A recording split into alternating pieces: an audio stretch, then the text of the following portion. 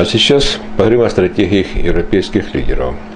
Они в очередной раз придумали очередной новый рецепт спасения Европы. Сюжет в двух частях. Лидеры Евросоюза рассчитывают предоставить новый масштабный план по предотвращению распространения кредитного кризиса в Европе. И это будет сделано в конце марта.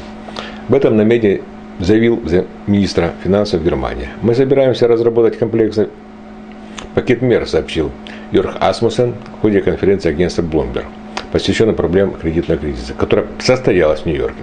Он также добавил, что встреча европейских чиновников в конце марта будет иметь более важное значение, несмотря на то, что ей предшествует еще одна, намечена на начало февраля. В последние недели евро оживился, так как у инвесторов появилась надежда на то, что программа расширения Европейского фонда спасения будет продлена или расширена.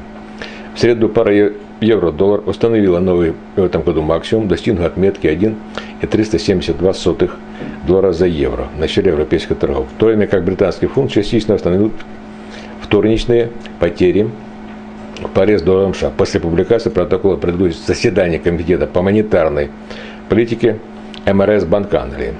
Во вторник вечером, напомним, евро достиг уровня 1,3682 за доллара за евро. Вечером понедельника он торговался на отметке 1,3638. Таким образом, налицо позитивная динамика. Инвесторы считают, что лидеры европейских стран готовы расширить программу помощи, однако о подробностях им неизвестно. Среди возможных мер называют наращивание существующего фонда помощи, сокращение ставки для пострадавших от кризиса стран, которые выплачиваются при обращении с помощью фонда, или предоставление им кредитов для выпуска собственных долгов с дисконтом, объем которых продолжает увеличиваться. На вопрос, позволят ли чиновники Евросоюза таким странам, как Греция, занимать средства в фонде для выкупа собственного долга, Асмуссен ответил. Вопрос в том, кому должен помогать фонд, находится в процессе обсуждения. Однако, он также отметил, что Германия выступает против создания условий, которые позволят странам привлекать относительно дешевые средства за счет выпуска евробондов. Немцы переживают, что им придется делиться своей кредитоспособностью инвесторами с другими. По словам господина Расмуссена, новый пакет мер будет направлен на стимуляцию роста и усиление стабильности и координации между экономикой сильных и слабых членов еврозоны. Он согласен с немецкими лидерами, что нужно сохранить евро, называя единую валюту краеугольным камнем интеграции Европы.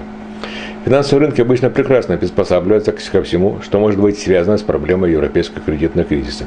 И тому есть разумное объяснение. На первый взгляд, кажется странным, что перспектива роста процентных ставок Европы не вызывает ажиотажа. В последнее время в заявлении Евроцентробанка не вселяли оптимизма.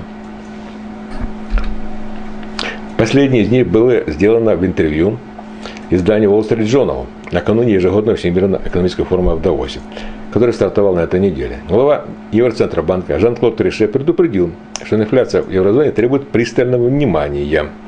Кроме этого, он поручил Центробанкам отдельных стран сделать все возможное, чтобы не отягощать мировую экономику проблемой роста цен на продовольствие и энергоресурсы. В ходе выступления на Всемирном экономическом форуме, открывшемся 26 января в Давосе, известный американский экономист, самый модный в этом сезоне, Нюриэль Рубини, заявил, что продолжавшийся в еврозоне кризис суверенного долга остается одной из главных угроз для глобальной экономики, процесс восстановления которой возглавляет развивающиеся рынки. По словам Рубини, текущее состояние мировой экономики можно характеризовать с двух позиций. Или как стакан наполовину полон, или как стакан наполовину пуст. На этой философской дилемме мы остановимся и продолжим видеосюжет в следующей части в виде комментария.